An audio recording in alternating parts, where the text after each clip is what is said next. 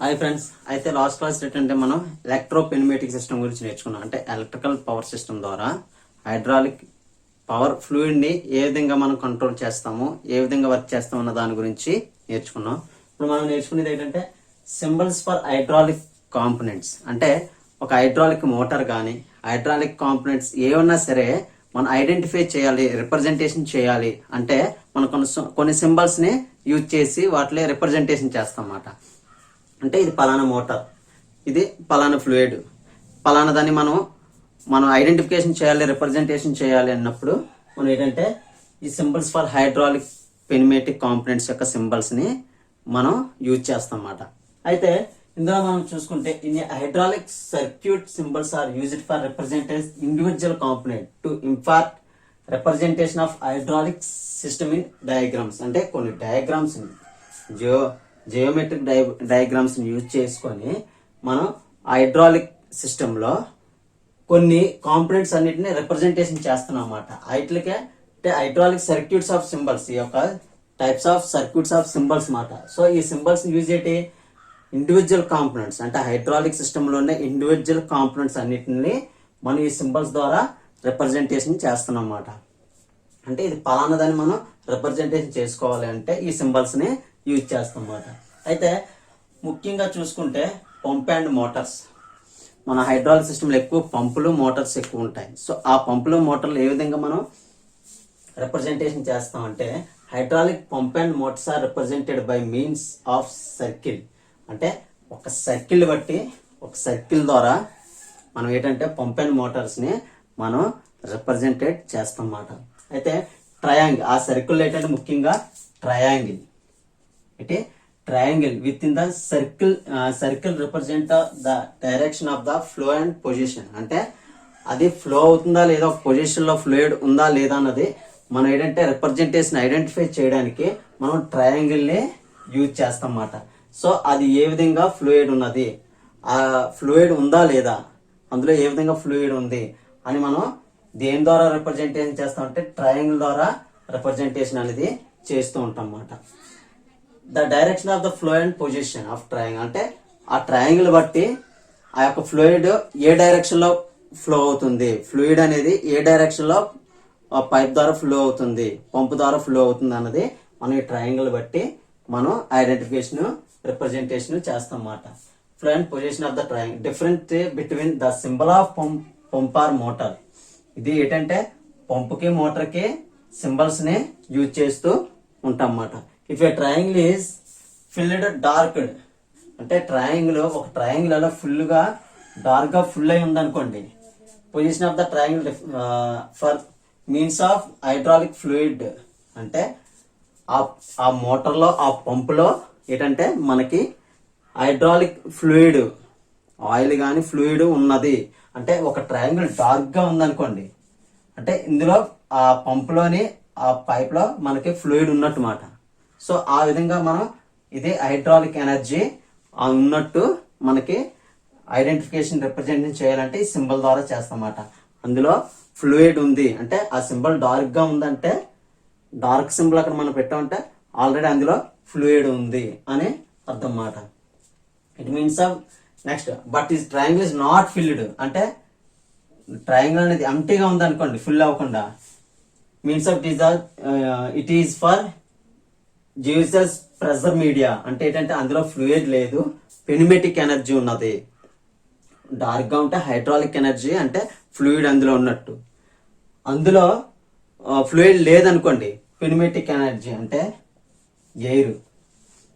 Air ఉన్నట్టు మాట. So air energy అందులో ఉన్నట్టు. అంటే ఒక పంపులో కానీ ఇందులో సరే మన ఫ్లూయిడ్ ఉందంటే డార్క్ గా ఉంటే హైడ్రాలిక్ ఎనర్జీ ఉన్నట్టు, అది ఎంటీగా ఉంటే అందులో పెనిమెటిక్ ఎనర్జీ ఉన్నట్టు మనం ఐడెంటిఫికేషన్ అండ్ రిప్రజెంటేషన్ చేస్తాం అన్నమాట సింబల్స్ ని బట్టి.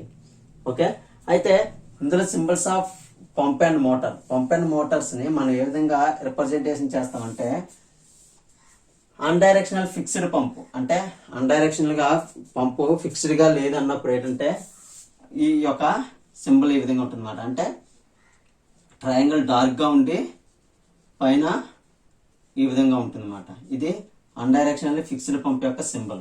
అదే డైరెక్షనల్లీ ఫిక్స్డ్ పంప్ సింబల్ ఏంటంటే ఒక ట్రయాంగిల్ ఉండి ఒక ట్రయాంగిల్ ఆపోజిట్లో ఫుల్లుడ్గా ఉంటాయి అన్నమాట. సో ఫుల్లుడ్గా ఉంటే ఈ విధంగా ఉండడాన్ని ఏంటంటే డైరెక్షనల్లీ ఫిక్స్డ్ పంప్ అని మనం రిప్రజెంటేషన్ చేసుకోవాలన్నమాట. నెక్స్ట్ అన్డైరెక్షనల్ హైడ్రాలిక్ మోటార్ ఏ విధంగా ఉంటుందంటే ట్రయాంగిల్ రివర్స్లో ఉంటుంది. రివర్స్లో ఉండి ఒక సైడే రివర్స్లో ట్రయాంగిల్ ఉండి ఈ విధంగా సర్కిల్ ఉంటే దాన్ని అన్డైరెక్షనల్ హైడ్రాలిక్ మోటార్ అని అంటమాట. ఇక్కడ పంపు ఇక్కడ మోటార్ అది సింబల్ ట్రయాంగిల్ ఏంటంటే రివర్స్లో ఉంది, ఇక్కడ కరెక్ట్గా ఉంది, పంపులో కరెక్ట్గా ఉంది, మోటార్ వచ్చేసరికి రివర్స్లో ఉందన్నమాట. సేమ్ అదే డైరెక్షనల్ హైడ్రాలిక్ మోటార్లో చూసుకుంటే మనకి ఇక్కడ ట్రయాంగిల్ రివర్స్లో ఉండి ఇక్కడ ట్రయాంగిల్ దానికి ఆపోజిట్లో ఉండడాన్నే మనం డైరెక్షనల్ హైడ్రాలిక్ మోటార్ అని మనం ఐడెంటిఫికేషన్ అండ్ రిప్రజెంటేషన్ చేస్తాం అన్నమాట. నెక్స్ట్ 3/2 వాల్వ్స్ని ఏ విధంగా చెక్ చేస్తామంటే 3/2 వాల్వ్ అని మనం చెక్ చేయడానికి ఏంటంటే ఈ విధంగా ఉంటుంది అన్నమాట. 3/, ఆపోజిట్ డైరెక్షన్లో చూపిస్తూ 3/2 వాల్వ్, 3/2 వాల్వ్ అన్నమాట ఇది. అదే 4/2 వాల్వ్ని మనం ఐడెంటిఫికేషన్ చేసుకోవాలంటే ఈ రెండు ఆపోజిట్లో ఉండి రెండు కోయిన్సైడ్ వన్ సైడ్ డైరెక్షన్లోని ఆపోజిట్లో చూపిస్తాయి అన్నమాట.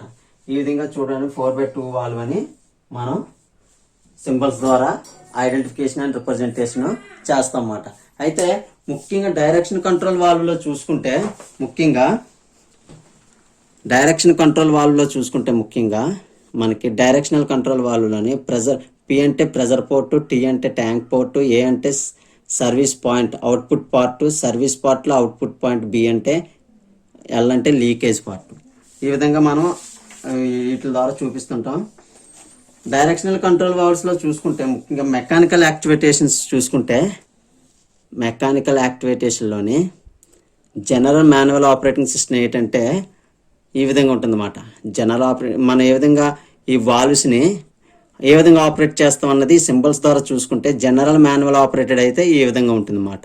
అంటే తిప్పుతూ ఉంటే వాల్వ్ క్లోజ్ ఓపెన్ అవుతూ ఉంటుంది అన్నమాట. అక్కడ సింబల్ ఈ విధంగా ఉంటుంది. అదే పుష్ బటన్ టైప్ ఉంటే పుష్ చేసి బటన్ టైప్ సింబల్ ఈ విధంగా ఉంటుంది. లివర్తో తిప్పుకుండేది అయితే ఈ విధంగా సింబల్ ఉంటుంది అన్నమాట. నెక్స్ట్ పెడల్ టైప్ అయితే ఈ విధంగా ఉంటుంది అన్నమాట. నెక్స్ట్ ప్రెజర్ కంట్రోల్ వాల్వ్స్ యొక్క సింబల్స్ ఈ విధంగా ఉంటాయి చూడండి. ప్రెజర్ రిలీఫ్ వాల్వ్ యొక్క సింబల్ ఈ విధంగా ఉంటుంది. సో డైరెక్షన్ కిందకు ఉంటుంది అన్నమాట యారో మార్క్.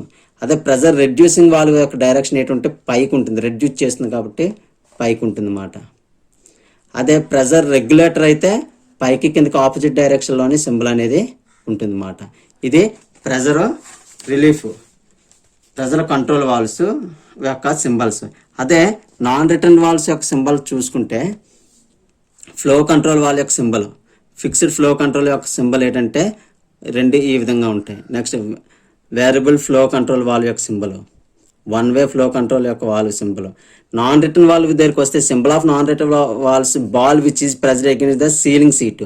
అంటే నాన్ రిటర్న్ వాల్వ్స్లో వాటి యొక్క బాల్స్, సీలింగ్ సీట్ యొక్క బాల్స్ రౌండ్ షేప్లో ఉన్న బాల్ టైప్ షిట్టింగ్ ఉన్నది అనుకోండి, వాటి యొక్క సింబల్స్ ఈ విధంగా ఉంటాయి. Spring loaded narrow shoot of value.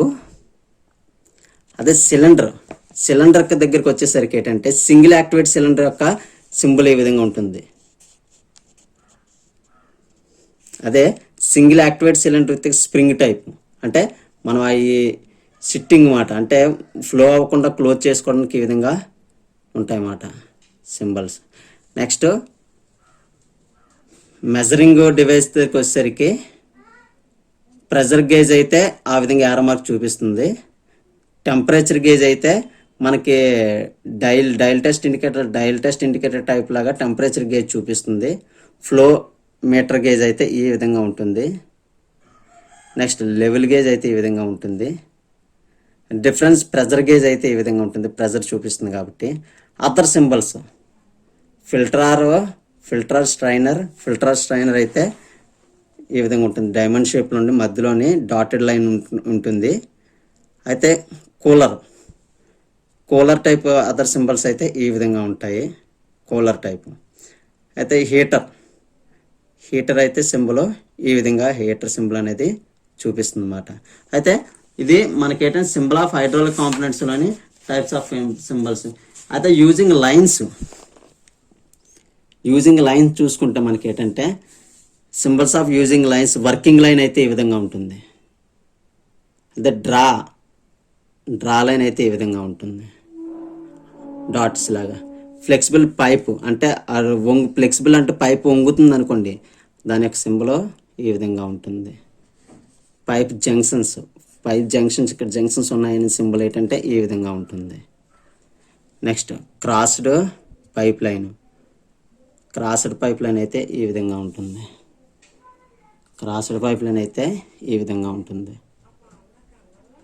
Equipment line అయితే ఈ విధంగా ఉంటుంది. క్విక్ యాక్టింగ్ కప్లింగ్ అయితే ఈ విధంగా ఉంటుంది. ఏంటంటే వాటికి సింబల్స్ ఈ విధంగా మనకి ఉంటాయన్నమాట. అయితే సింబల్స్ ఫర్ హైడ్రాలిక్ కాంపోనెంట్స్ ఏంటంటే అక్కడ సిస్టమ్ని బట్టి అక్కడ మన ఏ ఎక్విప్మెంట్ ఉంటే ఆ ఎక్విప్మెంట్కి మనకి ఈ సింబల్స్ అనేవి ఈ విధంగా మనం ఐడెంటిఫై చేసుకోవడానికి యూజ్ అవుతుందన్నమాట. ఇదే మనకి ఏంటంటే సింబల్స్ ఫర్ హైడ్రాలిక్ కాంపోనెంట్స్ యొక్క సింబల్స్ని బట్టి వీటిని రిప్రజెంటేషన్ చేస్తాం. వాటి ఐడెంటిఫికేషన్ చేసుకోవడానికి వర్క్ దగ్గర మనం ఈ సింబల్స్ అనే వాటిని యూజ్ చేస్తూ ఉంటాం అన్నమాట. ఓకే ఫ్రెండ్స్, ఇది హైడ్రాలిక్ సింబల్స్ యొక్క లెసన్.